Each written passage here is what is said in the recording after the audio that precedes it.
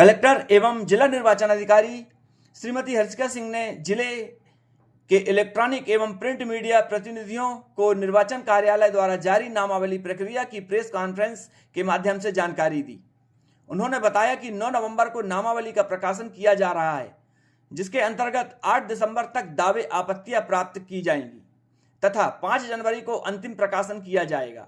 श्रीमती सिंह ने मतदान केंद्रों के युक्तकरण की प्रक्रिया की संपूर्ण जानकारी दी।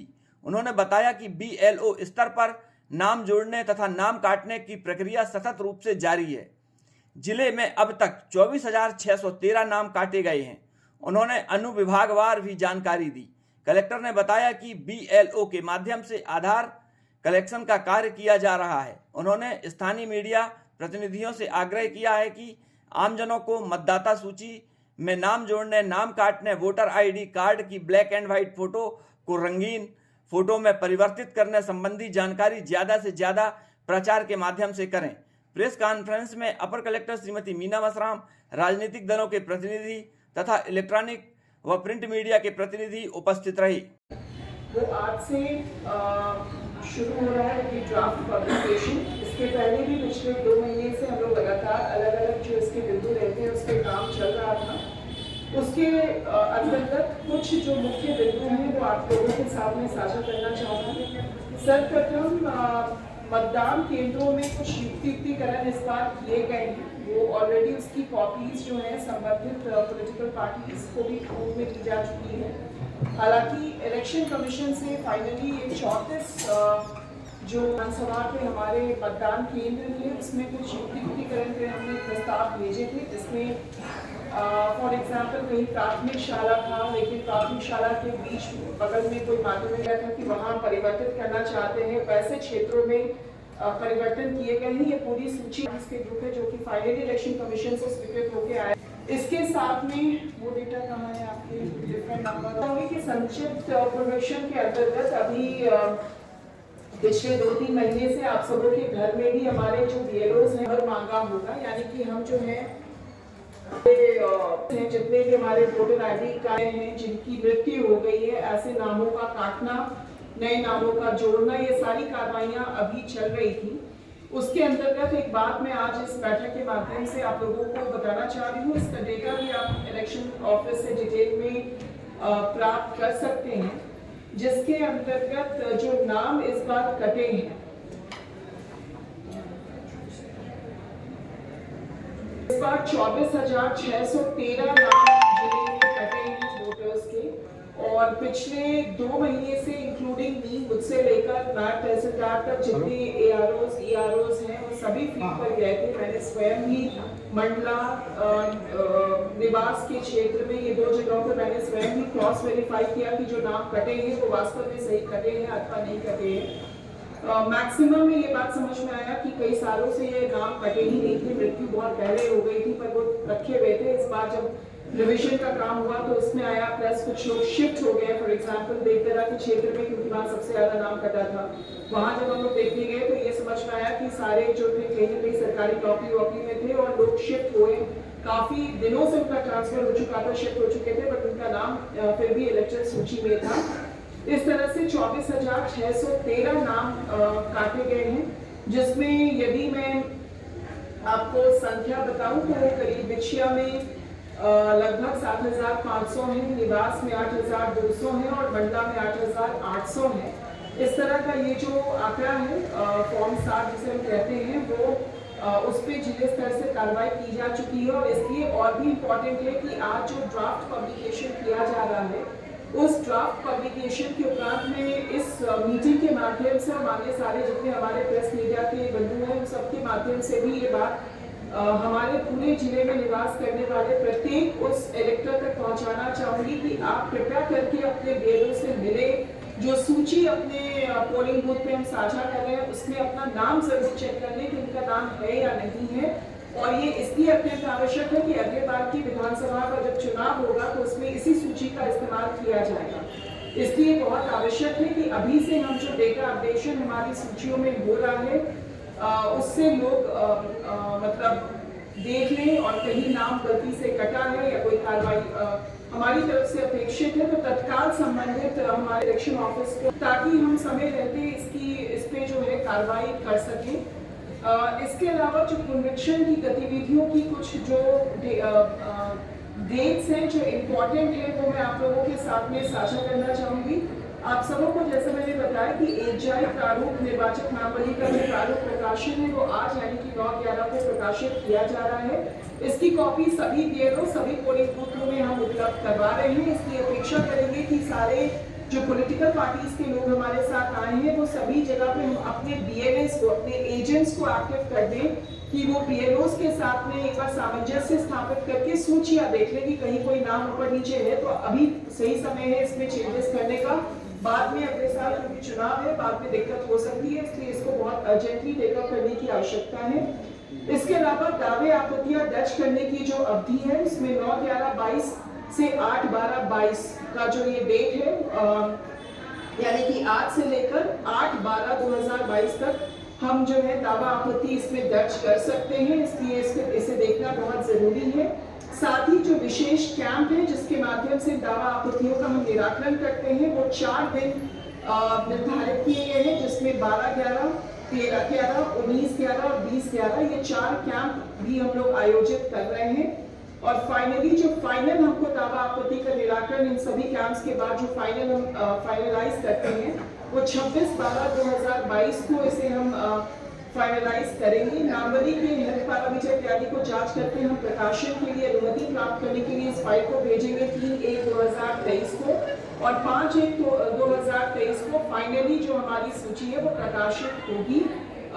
1 जनवरी 2023 की स्थिति में ये सूची जो है वो प्रकाशित की जाएगी। आपको ये भी बताना चाहूंगी कि हमारे जिले के लिए एक स्पेशल सीनियर आईएएस अधिकारी को भी नियुक्त किया गया है जो इस पूरे गतिविधियों के पर्यवेक्षण के लिए लगाए गए हैं, जो ताकि हमारा जो काम है उसको क्रॉस वेरीफाई भी करेंगे, फील्ड में भी जाएंगे, आप लोगों के साथ बैठक भी करेंगे टू एंश्योर कि कहीं जो किसी भी तरह का कहीं पर भी नामावली में किसी भी तरह का कोई विषय ना रहे।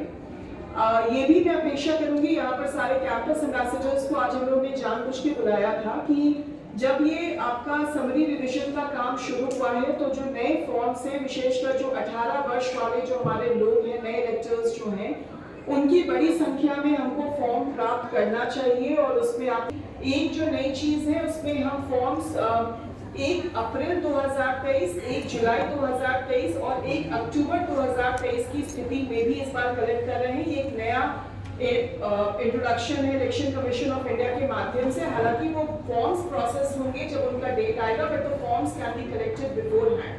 तो उसमें कैंपस एम्बेसडर्स भी ध्यान रखें कि 1 अप्रैल 2023 को जो व्यक्ति 18 वर्ष का हो रहा है, या 1 जुलाई 2023 को जो 11 वर्ष का हो रहा है, या 1 अक्टूबर 2023 को जो 18 वर्ष का हो रहा है, उन सभी लोगों को उनके भी हम फॉर्म्स कलेक्ट कर सकते हैं। आप लोगों के साथ में ये भी मैं बताना चाहूंगी कि जितने भी हमारे मान्यता प्राप्त राजनीतिक दल हैं, आप सबों को जो प्रारूप है उसका फोटो निर्वाचक नामावली की हम एक प्रति उपलब्ध करवाएंगे भी, उसको आप हमारे इलेक्शन ऑफिस से प्राप्त करें, आप इलेक्शन ऑफिस से इसे उपलब्ध करवा लेंगे। और साथ में जो मतदाताओं की स्थिति है वो एक बार मैं आज की डेट में जो मतदाताओं की स्थिति है वो भी आपके साथ में साझा करना चाहूंगी, जिसमें बिछिया की यदि मैं बात करूं तो बिछिया में हमारे पास में 2,42,948 टोटल हमारे पास में वोटर्स हैं।